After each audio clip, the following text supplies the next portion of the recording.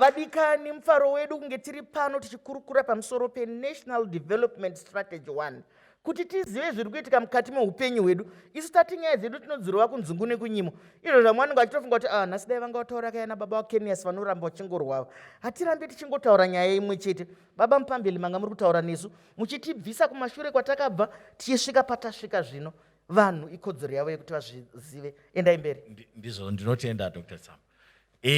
Tasvika paya pekuti tayananisa, taenzanisa zvatinokohwa nezvatinodla. Tavaka yatingati foundation yekuti tichivaka nyika yedu kuchienderera mberi. Tane hwaro hwakanaka. Kuti tavaka foundation taakutanga kuchisimudza chidziro cheupfumi hwenyika yedu. Ende ipapa ndochimbopa madziva kuti parurira kuti chinombonzi National Development Strategy chii. Vamadziva maitirwa hwaroka nababa Mupambili. Imi makungoforo makazvidhina umu. Itiforomere tinzwe. Tinotenda zvikuru Mai Chisamba. Musure mokunge hwaro hwavapo hwokuti tichiva nehwaro hwebudiriro hwemakore akati kuti anokwana kuita 5, hurumende kubva muna October 2019 kusvika musi wa16 Mbudzi pakaparurwa gwaro reNDS 1 yanga iri mubishi kugadzira hwaro uhwohwu.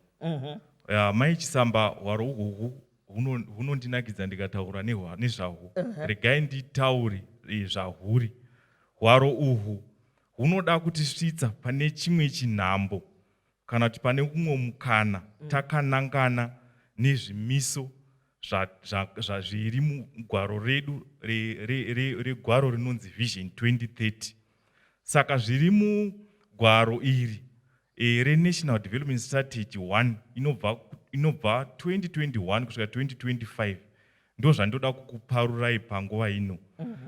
Zvimwe zvacho ndezvekuti mune zvimiso zvatingati mapillars anova 14. Mapillars awa kuti zvimiso izvi zvinosanganisira kuti pamakore 5 ari kutevera tichashanda zvikuru takasimba tichiita kuti nyika irambe yakagadzikana yatinoti economic growth and stability. Chimwe chechimiso chandichautaura ndezvacho ndechekuti pamakore 5 ari kutevera tichashanda zvakasimba tose semhuri yeZimbabwe kuti tive nechikafu chakakwana chotogona kutoti titengesere kune dzimwe nyika sezvataimboita kare. Tichashanda nezvimwe zvakawanda zvinosanganisira kutongwa kwematunhu kuti matunhu azvimirire. Isusu senyika yeZimbabwe maonehwo atinoitwa nedzimwe nyika anofanira kuita sei? Anofanira kugadzikana. Uye ukama hwedu nedzimwe nyika idzodzo zvinofanira kunge zvichiendeka nekufamba kunoita mamwe makore. Zvizhinji zvichataurwa mukufamba kwatinenge tichiita. Tinokutendai baba Madziva, manyatsotsanangura.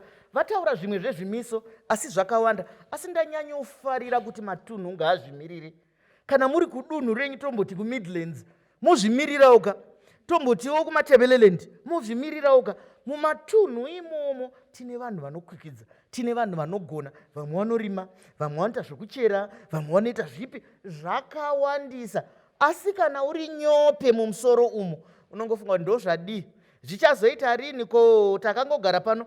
Iwe kana ugere hapana chinofamba, nekuti kazhinji tinonongedzera kuti vazoiteiko avo vazoitei, usingabvunze kuti pakukanganisika kwaita zvinhu ini ndabatsiridza zvipi. Ndo mubvunzo watiri kuda pakufamba kwedu nepurogiramu iyi, kuti pakufamba kuri kuita zvinhu inini ruoko rwangu ruri kudini, ihokakai. Ndiri kuuya kwamuri baba.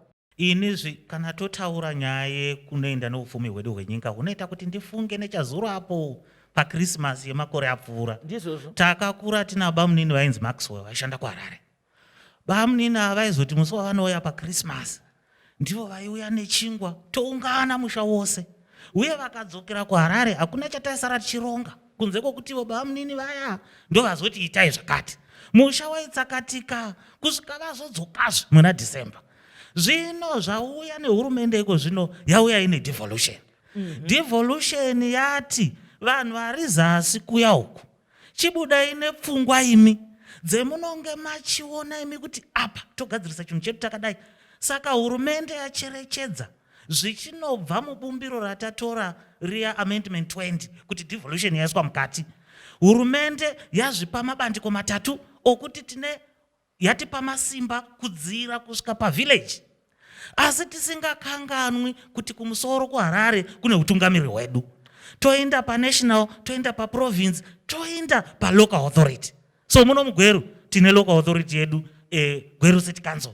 Yazochipiwa simba rokuti iyo pa 5% yakaiswa mu constitution medu yokuti hurumende yaita budget yayo yotora 5% yopa utungamiri hwokumatunhu. Gweru iya yapiwa zoreva kuti izvo vochigara pasi neparliament yavo. Parliament yavo ndeipi? Ndio makanselas. Kansela uya wataura nevanotengesa pamusika, wataura nevanoenda kumabasa, wataura nevanotamba bhora. Zoreva kuti hurumende yadzika yasvika mumhuri imwe neimwe kupfuura muna kansela. Kansela uya ndotora pfungwa nyaya yayo inogarirwa muparliament yelocal authority.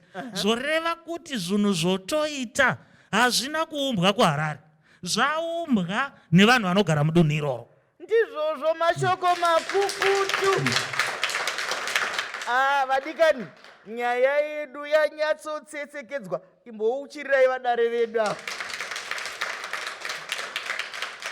Munoziva kuti nyaya dzikapota dzichiiswa muzvibhuku vamupamberi dzinotyisa.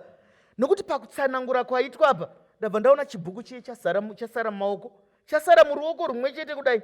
Saka ndozvatinoda kuti tiite. Ndinotenda nezvamataura vanhu vedu, imimi ikoko kwamuri magara muri vanhu vanoda makwikwi. Zvino kana utungamiri kana kubata kwedu kwakuuya kumatunhu edu, idunhu raananiko richasara rakangoti fototo risina charaita. Regai ndimboenda kune Muroora, nyaya yaparurwa panowa heyo, mwekuiona sei? Ndinoda kutora mukana uno kuti ndikurudzire madzimai nemayouth kuti paparurwa gwaro reNDS 1 nesu madzimai namayouth tiri kupiwa mukana wekuti tibudevo nekufambisa gwaro rehurumende iri tichifambisa upenyu mberi. Uyezve ndinoda kuti titaure pamusoro pekuti kare kwakanga kusina kusanganisirwa kwevanhu vari kuzonoona kubudirira kwegwaro iri. Asi rwendo rwuno hurumende yati munhu wese iva nechibandiko chako, ita zvaunokwanisa kuti tiinde tose muchitima chimwe chete. Ndizvozvo mashoko makukutu nai. Munoziva vadiwa vatariri nevateereri zvazvinofadzira ndezvekuti hurumende yotarira neziso. Nekuti ikoko mamagara muchibindu kwakaima. Kune vamwe vari kuvaka, kune vamwe vari kurima, kune vamwe vari kuita mabasa mamwe amunotoshamiswa kuti yohwe kumazvigadzira sei. Kune vamwe vanotoshandisa zvimwe zvinhu zvinenge zvarashiwa kuita industry. Panga pasina anokutarirai. Zvino yangu vakai yekutarira kana muchinge mapiwa hoke uviri mubva mabudirira. Nekuti vazhinji vanhu vedu vanongochema kunzi start. Andopatisina, start ndopatisina. Zvinoka kana mani start masvikirwa kwenyu kudunhu muchichema nekuti kudii. Regai timbonzwa mumwe. Ndikuye kwamuri baba?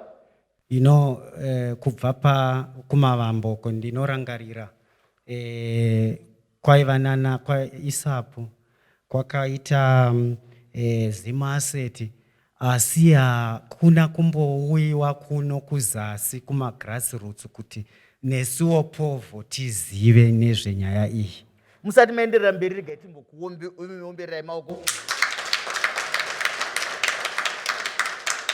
Ndinokutendai nekuyeuchidza vanhu zvese izvozvo. Enderai mberi. Saka ndinoda kuti nditende especially bhuku iro riri hongu ndakangoitawo kungoti peruse ndikangoona zvishoma zvacho. Asi chandinokumbira ndechekuti risave semamwe mabhuku esure uko aipenya penya, akanyorwa zvinonakidza, asi paimplementation pakuzoita zvisingazobudi.